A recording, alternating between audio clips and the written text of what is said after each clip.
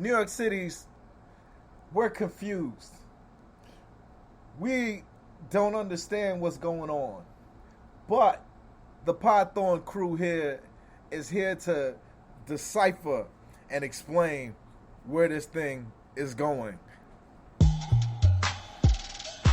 Python. Python.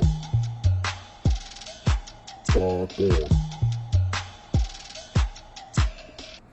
Oh, the group chats are on fire.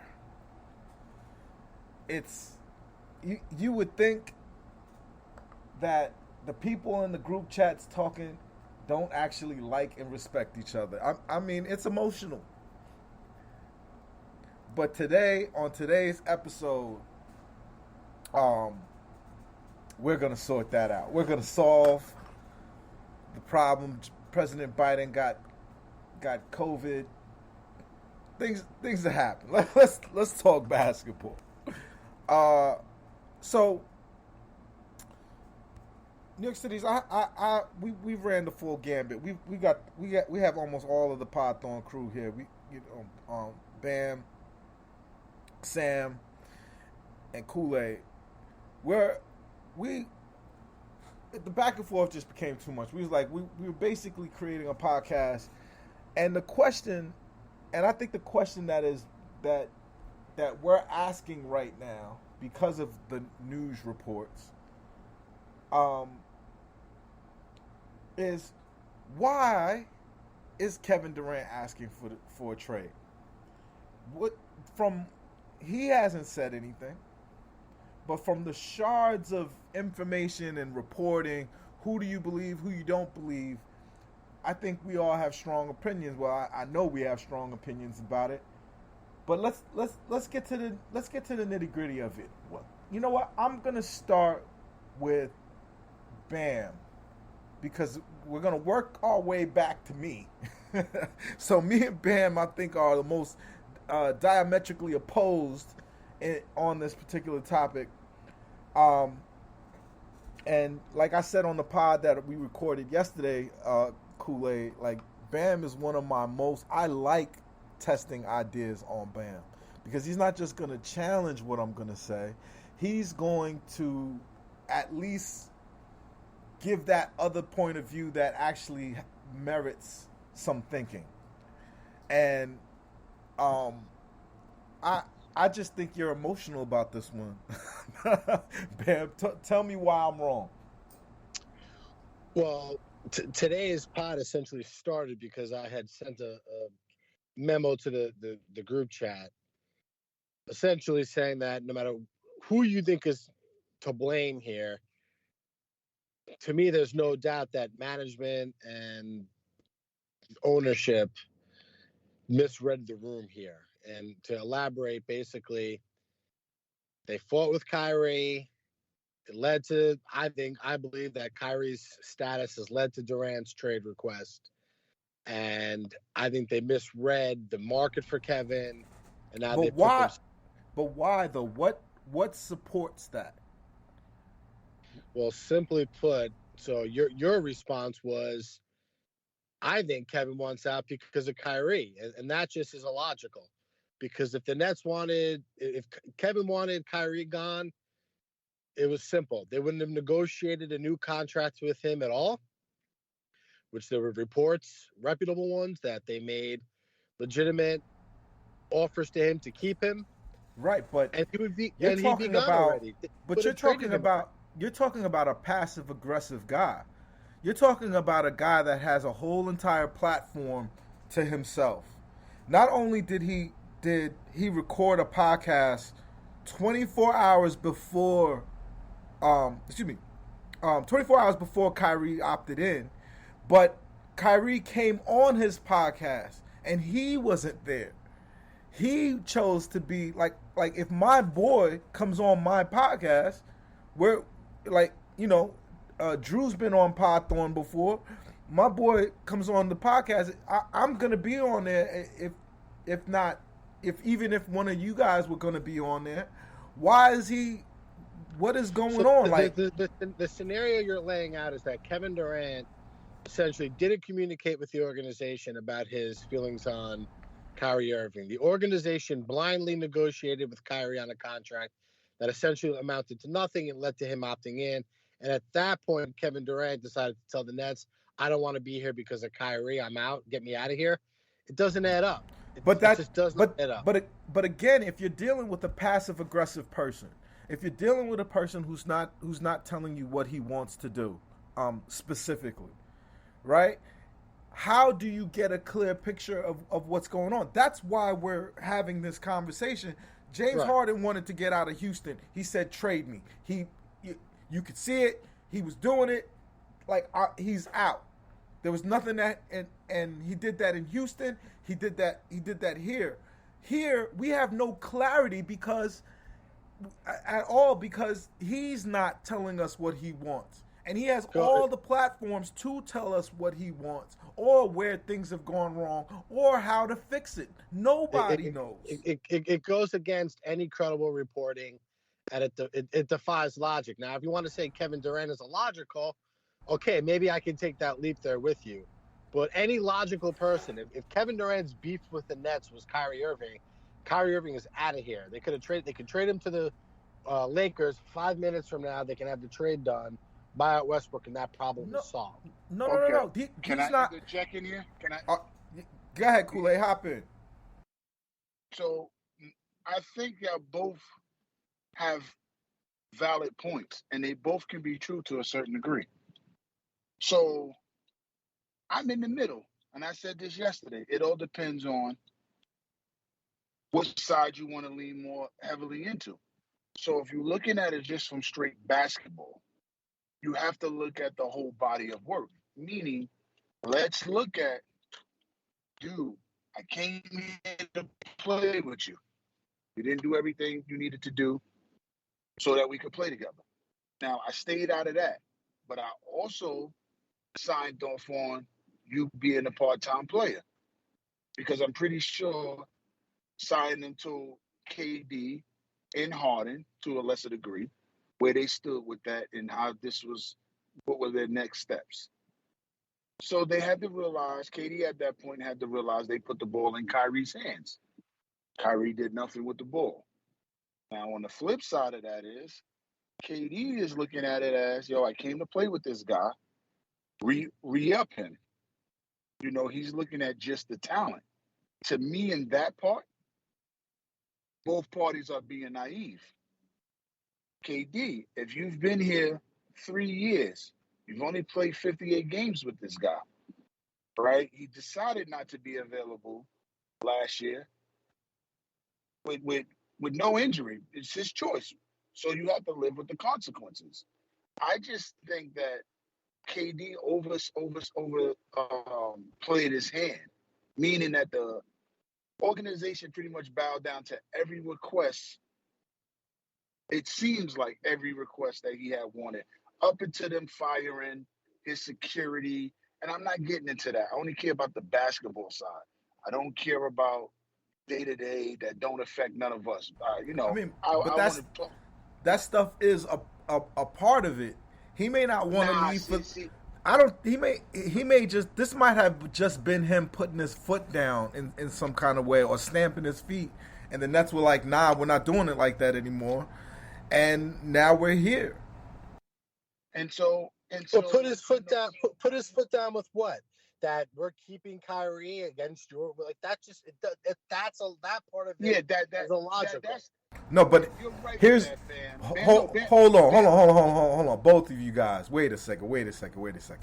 How can you say that when, even though it is routinely the top 3 of all of Nike's basketball sneakers, that they've said, you know what, we've had enough of the Kyrie experience, we're going in another direction? Why could James Harden come to the same thing? Like, yo, this dude is bugged out.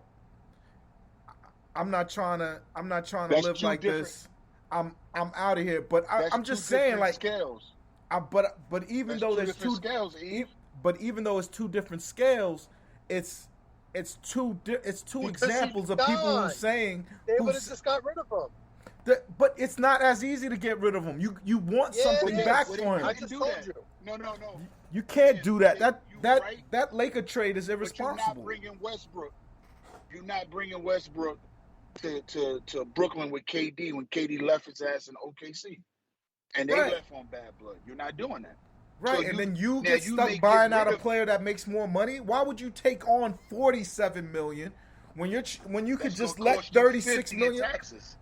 Exactly. No, way more than that. No, it's 47 50 million because of the 11 million in taxes. The 11 million extra. I think But it if might they be plays more than out- that though. I think it might be more than that if it's No, they said it. They said it'll Man. that extra 11 million equates to 50 million in taxes. that Westbrook trade is irresponsible. You don't even Listen. get an asset that you could use. Sean Marks is going to be fired by 2027, 2029. They offered both picks. Both picks are worthless. They're worthless. What do they mean? You can't do that trade, and it can't be dictated to the Nets when they trade Kyrie. It might be better for them to just play together. Those picks. Well, then why would they have negotiated with him on a new contract at all? They wouldn't have. Very Listen, true. They wanted him. They just wanted to be able to control how he operates. Because Right, but if believe Kevin they Durant believe- didn't want him, if Durant didn't want him, they would have said, "Look, we're not negotiating. You can opt in and you can opt out." But All right. So All right, let me Matt. give you one, Bam. Let me give you one because Go I'm ahead. playing both sides today. So let's say KD thought that the deal the Nets offered him. Well, this is what I said yesterday that y'all didn't get to hear. So essentially, KD is on a 4-year deal, right? That the team controls, not him. He has no player option. So if you're giving Kyrie the 2 years guaranteed with your guarantees kicking in on games played, that's pretty much saying if you play a certain amount of games the first 2 years, years 3 and 4 are automatically guaranteed. You're essentially on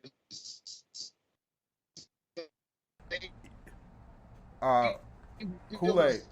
Kool-Aid. You turned into a robot, my friend. Turn off your camera. Take it. Kool-Aid, turn off your camera. All right, you turned robotic for a little I'm bit. better There. now. You get to better signal. Let me bring Sam Hold in. on, sorry guys. Get to better Sorry, signal. Let me guys. bring Sam in. Sam in. You heard what Kool-Aid said. You know he's. How do you Am I take? better now? You're better. All right, let me just finish my thought, then I'll be quiet. What Go I was ahead. going to say was, so let's say he felt slated that Kyrie wouldn't take the deal that would align him with with KD, as if he should have had a player option when he didn't earn that. The talent did not earn that, and that's what we keep. He gave him the same deal. Like Kyrie didn't take it, so now KD can look at that as a sling. You may not want to play with me. Kyrie is saying in the media, it doesn't matter if KD leaves or not. I want to be here. He went out of his way. Like it's one thing to feel that way, but he went out of his way to make sure it was known in the media that I'm not the one asking to leave. I want to stay. And for that, I feel like how could you say Kyrie? It's because Kyrie is leaving that KD is mad, and when Kyrie is saying openly in front of everyone, I want to leave. Because with Kevin that, sees the writing on the wall. what does He that sees mean? the writing on the wall. This guy has a 1 He year sees contract. the eye of the tiger, the writing on the wall. It's the beat of the summer. What are these cliches? That's not It's not obvious. evidence. That's not a To point. him, he's looking at Kyrie Irving on a 1 year contract. Right? There's bad blood between him and the organization, Irving Yeah. and the Nets. Listen, in the It's third over. year of the contract, in the third year of the contract offered to him, he could do the same thing. He could be like, look, I want to play with him. And you better, and it's the team option that triggers if he doesn't play a certain amount of games. Like that would be, if you believe that, that means Kevin Durant is the biggest whiner and worst negotiator that ever lived. Because I don't understand. Yeah, he signed a Durant signed a bad contract. He shouldn't have signed it. That's what I'm saying. Like, that's what makes this whole fucking thing insane.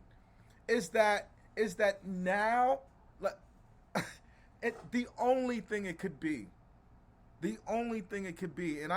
McMenamin, what's his name? McMenamin Sam, please hop in here. Who's this? McMenamin? The dude that reported it. I was texting with you guys and basically saying that I think at this point, like, what I think is one thing that's clear to me is I think no one has any idea really what the reasons are for anything going on, because any reason that someone gives is then there's then a well-reported reason for why that reason makes no sense at all to me. So I think this is where I stand on it. I think that a lot of what's going on is people making decisions without really thinking through the ramifications of them. So I think, like, from the KD perspective, for example, like, based off what Ian Eagle said, who has been pretty close to the Nets and always, like, knows stuff before everyone else did, like the Ben Simmons injury, etc. Like, he basically made it seem like after that Celtics series, there was something weird with KD. And I don't know if that's a combination of KD. Like, obviously the season was a disaster in a lot of different ways. He also was completely embarrassed. You also had what ended up happening with, like, the Warriors winning, whatever it is. I think it's clear that KD made a decision of kind of wanting to quit on the Nets. And I think it's kind of hard to dispute that, because I think this goes beyond the Kyrie thing, because to be honest, I think if it was the Kyrie thing and the Kyrie thing solely, I think we would all know that. But that's been disputed. There's been enough smoke out there that KD and Kyrie are not completely linked via what Kyrie has said, via what KD has said, via what journalists have said, that I think this goes way, way, way beyond the KD Kyrie thing. And it's why I think that I honestly think that this is partially why I've been so annoyed with KD through this whole entire process, because I think a lot of this stuff has been able to be, or could have been, mitigated through clear communication. But I mean, let's not forget, this is the same guy who didn't tell Russell Westbrook he was leaving before he had made a decision to go to Golden State. Like, we put these athletes and these superstars on pedestals that they're, these, like, ultimate superheroes and like, are doing everything. They have the same communication issues that the rest of that anybody else has in their own life. And I think this has just been a failure on epic proportions in communication, which I guess, to go full circle to what Bam started out with, that's why I can't really be that annoyed with Marks and Cy, because I don't really know what they did or what they even knew that shows that they caused any of this. To me, it's far more that this is like, KD is a guy who had a really bad taste in his mouth after the season, basically had decided, I think it would be kind of cool to go somewhere else, which he clearly thinks is his prerogative, which in a lot of ways it is. In a lot of ways, I mean, he doesn't like dealing with the slander that comes from it. But and then I think he said on multiple podcasts with Bill Simmons years ago that he loves like being in Phoenix, and he loves Devin Booker and whatever. And, like, I think he basically just decided, like, this is something I think that would be cool to do, and this net situation has become kind of a disaster. And I think, and that's all I think it is. I think that we all look at, like, well, how could he quit on the Nets because he came here just 3 years ago, and the first year he was injured, and how could he be so disloyal? I don't think he sees it that way. I think he just, like, was like, whatever. Like, this has been kind of a nightmare. Playing with Kyrie hasn't been fun. And my last thing that I'll say about that is, I think KD is just unbelievably non-confrontational, which is ironic to say given what he's like on social media. But I think with people that matter, I think he's really non-confrontational to the point that, like, I personally don't think that KD and Kyrie want Nash to be the coach anymore. But I think no one has really said that directly, because I think it's just kind of not like the way that they go about and do things. Like, but I mean, that's just me. I think all of this is like could be a case study in not being honest and not being forthright in what people truly want. That's why I find blame to be, especially for Mark's side, to be incredibly hard to push one way or another, because everything that's going on just seems completely haphazard and ridiculous. But the thing that bothers me the most is, and what tells me that we really should just all kind of chill, is that these are two guys that are whimsical. They are flighty. They are quick to change mood, temperature, or whatever. I don't feel like Kevin wants to go, really. If just a dude who wants to go doesn't act like this. This is you when you're ready to go. Like Donovan Mitchell is ready to go, right? He's at Mets games. He lives in New York no matter what, but regardless, he's openly out there. He's sending the paparazzi to him to let you know, I want to play in this city, and more specifically, I want to play for the Knicks. The Cyclones game, like he's right. What are you doing at a Cyclones game? You guys are Stone Island on a weekday, like he's. Yeah. So I just feel like Kevin Durant has the platform and the ability to say, you know, this is not true. This is true. This is false. This is fact, or why I want to leave, and that's what makes this whole thing the most crazy. Matt, I'll bring it back to you. If you were presenting your case in court, what would you say is the moment, or is the part of history that's fact that told you the reason why Kevin Durant wants to leave is because Kyrie didn't get a 4-year max with no stipulations? Well, not necessarily a 4-year max, but once it became clear that his status, being Irving's status this year, became murky, it was 48 hours later the Durant trade request came out. He was 24. On his podcast. Okay, so 24 hours, right? So it's pretty quickly after it. He went on his podcast when the negotiations were going on, and he said, I'm staying out of it. I'm doing this. I'm going to just kind of watch and see what happens. Or so he watched and saw what happens. He sees now it's a murky future. He signed up for... No, but you could leave next year, though. What happened... But really what happened was Kyrie was definitely playing with the Nets one more year. But I think once he saw that was murky beyond that year, right? So this could blow up on me after 1 year. But why would you do that now? If you really believe and you really want to play with Kyrie, Kyrie. He's this Kyrie. So if we're being honest, Kyrie could have signed any contract he wanted because they gave him a couple of variations of the contract. So if you're negotiating and Kyrie still hasn't been committed to him. And let's be honest, how do we know that when push came to shove, Irving realizes they're not giving me the contract that I want, but I'm not going to take the $30 million haircut and go play with LeBron and the Lakers. He could have easily said to Kevin, and Kyrie would do this, because Kyrie will tell you, Kyrie is not as passive-aggressive as Kevin. He might have said, yo, Kev, just so you know, this is where it's at. They're fucking with my money. They're fucking with my contract. I'm going to give my all this year, but I'm out of here after this year. But did you hear what Wendy said, too? Wendy said he had heard the idea of Katie going to Phoenix before we even get to the Kyrie contract. So I'm going back to what Sam said about Ian when he was like, yeah, something wasn't right with him after the playoffs. He checked out. When you check out, you know when somebody checks out. They're not as engaged. They don't play like they normally play.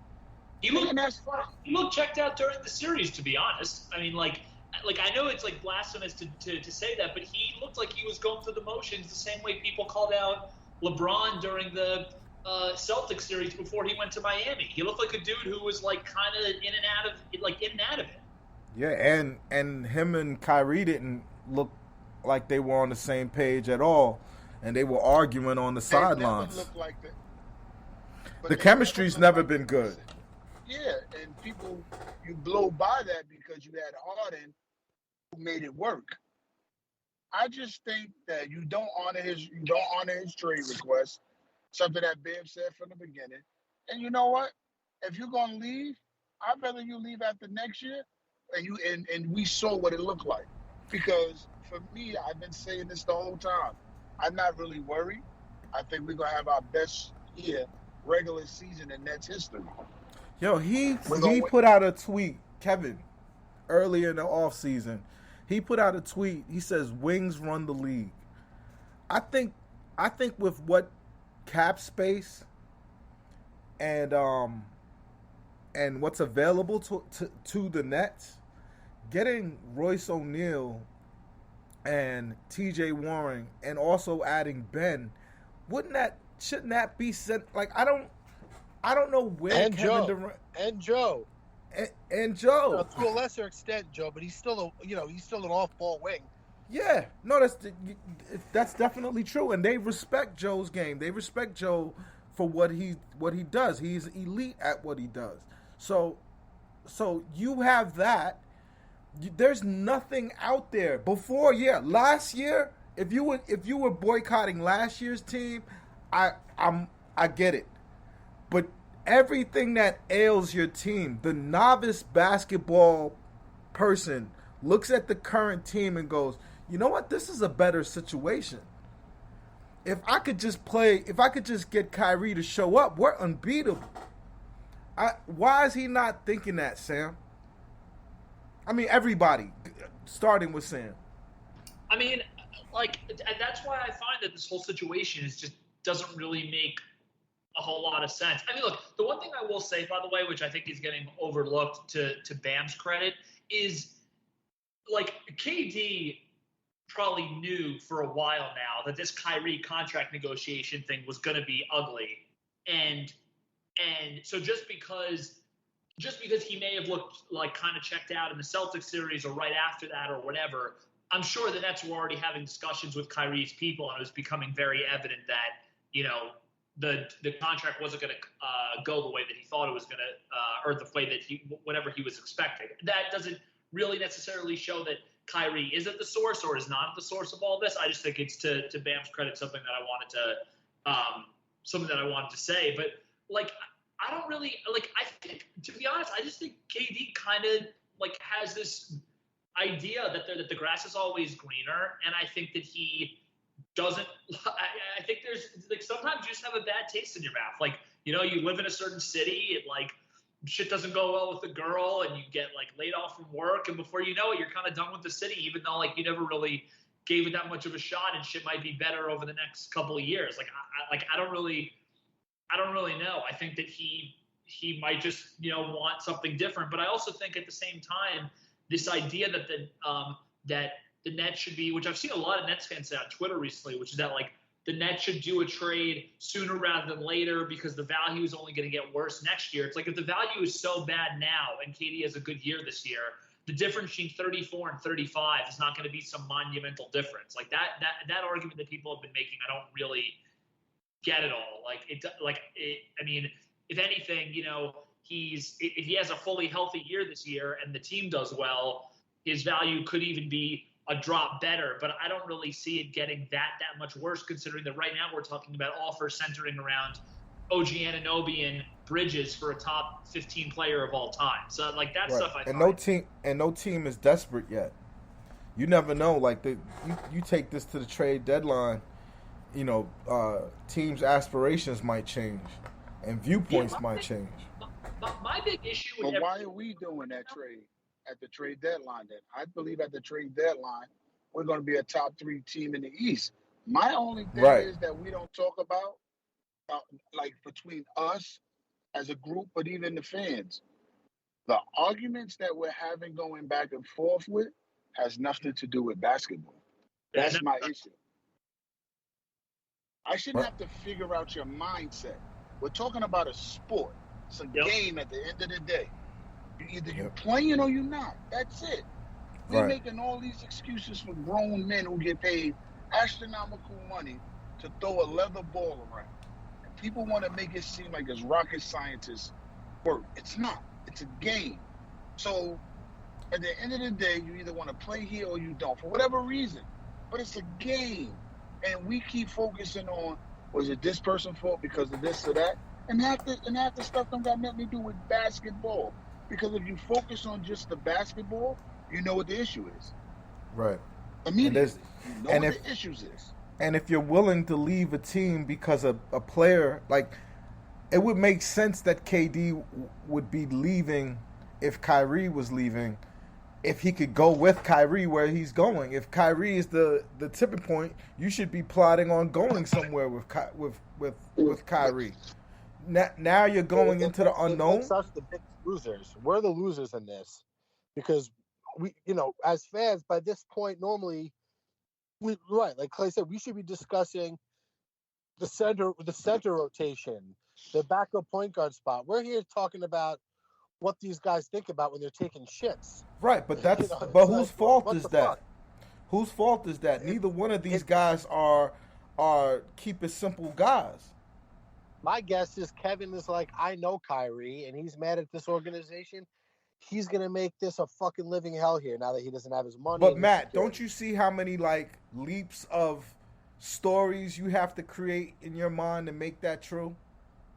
That's actually to your point that he wants out because of Kyrie. Actually, if anything,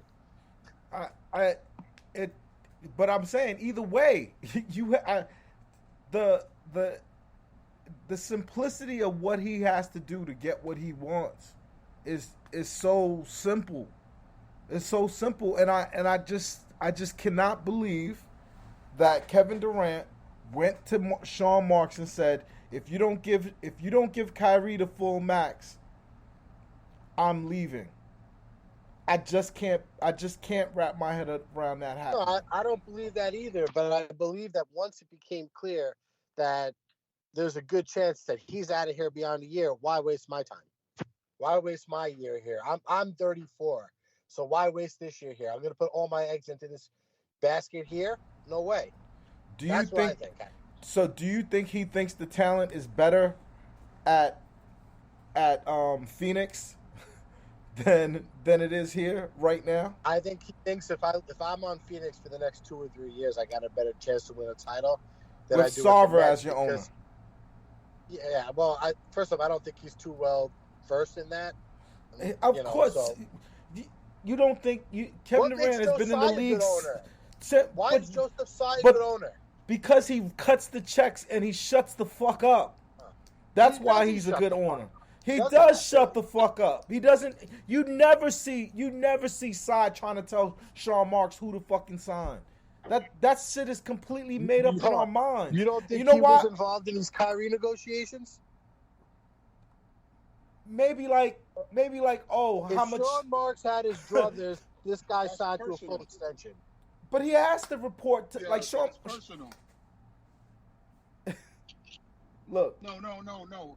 The side thing is personal, and it all comes down to respect. And I said that to Eves and Sam. I said it to both of y'all. These negotiations is not about basketball. It's about respect. And however we want to look at it, none of us, all of us has worked a 9 to 5 before, rather if you do it now or not. Could you imagine telling your employer who's paying you top-notch money how you going to operate and what days you coming into work? That's not the real world. But they don't live in the real world. But there has to be a happy medium. And I don't think anything they did was crazy.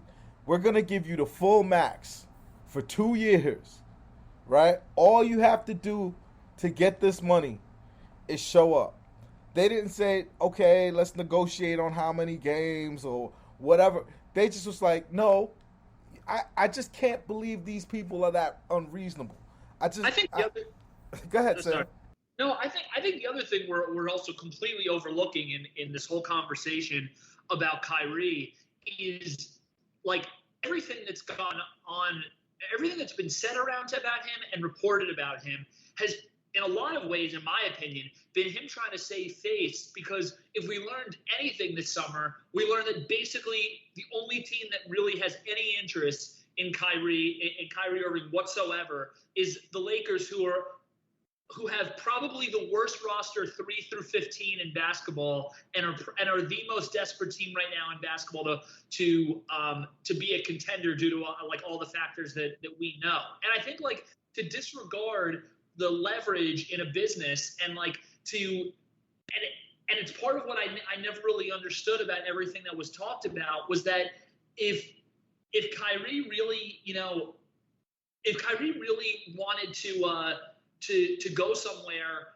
he could have tried to force his way in a myriad of different ways. I think he always wanted to be back with the Nets, but I think at the same time he also was doing a bit of damage control of what his worth was, and I think he quickly saw like, holy shit, I'm not worth anything. So that's why you have these leaks saying, oh, he always wanted to be a Net, and like that's the stuff he wanted. I have no idea what he wants, and I don't particularly care what he wants one way or another. But I think like the rumors that came out recently were undoubtedly damage control stuff about like, holy shit, like some people think I'm a top 75 player ever and one of the 15 best players in the league right now, but literally not one team had any interest in trading me besides a team that sucks. And Right. That's what I think like a ton of this is. Like I personally think that think surprised that them? If Kyrie had, if there were teams like, all right, ready? Let's give an example. If Kyrie was done with Mitchell Sam, right now, Sam, do you think Yeah. that surprised them that the market was so bad? yeah, because I think because I think celebrities like that live in their own stratosphere, Correct.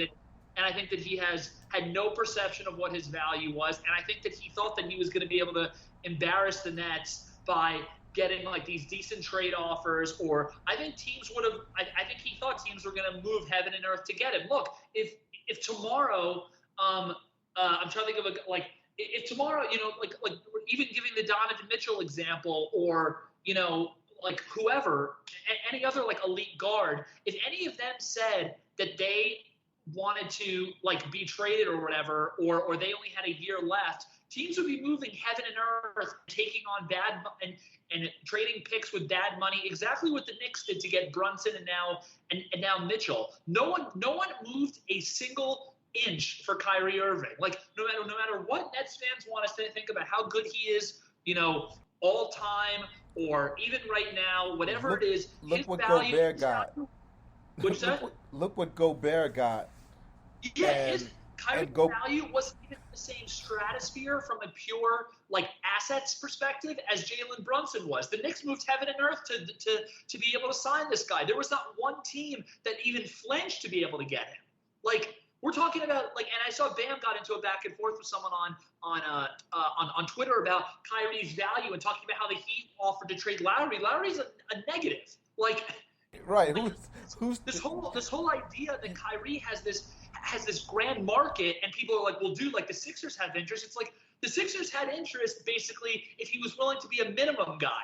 Like that's not what value actually means in basketball. Anybody will take anybody for the minimum, but like like Kyrie's value is to the point that he's being talked about in trades for Russell Westbrook, who has the worst contract in basketball. So like I don't know. That's what I just find hard is I do see Bam's side of the story, which is that all that can be true, but if that's what upset Kevin, that's what upset Kevin, and like that's a huge fucking issue. But you kind of go back, you go back on the Ferris wheel, and you're doing the same argument over and over again. Why does Kevin care so much? And like all this shit, especially if we think that two-year deal was offered.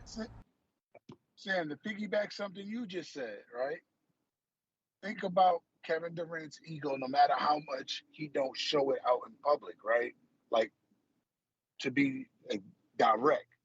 His ego had to take a big hit, too, that teams is not willing to give up heaven and earth for him either.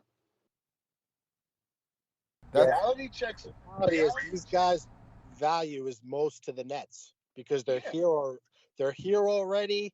The roster is constructed with them in mind. Whereas these other teams that have to almost kind of pick up and start over with these guys, it's a harder thing to subscribe to Well, because it's really the next year that you're going to be looking to make your run, where the Nets can do it now. yeah, and so I think it was Zach Lowe on his podcast. I could be wrong, but it was one of them where they said the teams are not scared off from his age. It's if you don't know if you're going to be able to keep him happy. So when you hear that, that's to me is saying, yo, you somewhere that you wanted to go to, that they bent over backwards for you, and then you still not happy. I think, and that's why I said when Which- I hear people reporting about it's the security guard, it's an assistant coach. Like, I can get the assistant coach. Security, like, come on. You're not coming here to dictate my organization. I'm a billionaire. This is the reason why I can afford to buy this team and pay you. I do good business. We may not like how people run their sports team, but I kind of like to think that if you're a billionaire, you kind of got a good business savvy. Now, did they drop some of the ball? Yes, that'll always be true. But this marriage doesn't seem like it's been 50. Because if we're being honest, you got to look at, I got to give something to get something. I think the Nets gave a lot, and it goes back to who cares what the talent is. The results on the floor speak way more than, we got Kevin Durant and Kyrie Irving. Because for the last 3 years, it looked like we had Jordan Farmer on. So I have a question for you guys because the last time we at least I was on the pod, we spoke about how was this basically a concerted effort by Cy and or Marks, whichever one pushing it, to kind of have both of them leave and ask out.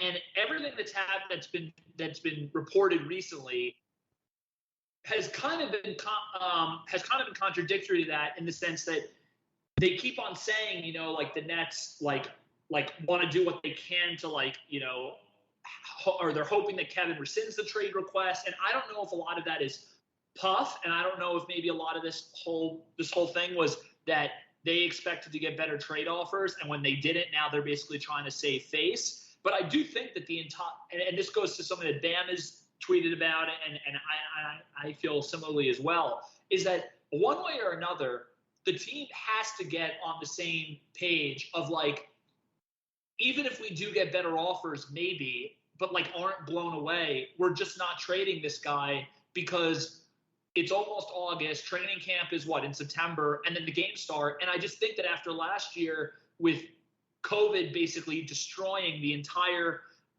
training camp and start to the season, I just don't think this team. I really don't think the franchise can really afford another training camp where it's just completely in disarray. No player has any idea what their role is, if they're about to get traded. For all we know, because it's still early enough in the summer, if you told me that Ben Simmons was traded this summer, I still wouldn't be shocked, because I think that there's a lot of different shit that is capable of happening. I'm personally of the opinion that I still think that KD and Kyrie both are probably going to get traded. But I just think that however we think this entire thing is gone, it's clear to me that sooner rather than later, and hopefully very soon rather than later, especially as the NBA is in a dead period, that the team needs to make some type of decision, because I think that uncertainty is just terrible for. I mean, not only is it's horrible for my mental health, but it's also just bad generally, I think.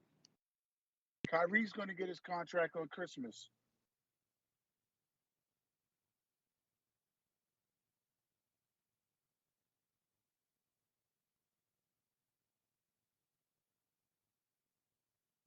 More information and more things come out. One of us is going to be right. The results is going to be clear. Maybe we'll find out in a 30 for 30. But for Sam, Bam, and Kool-Aid, we're Pod Thorn. Peace. Stayin.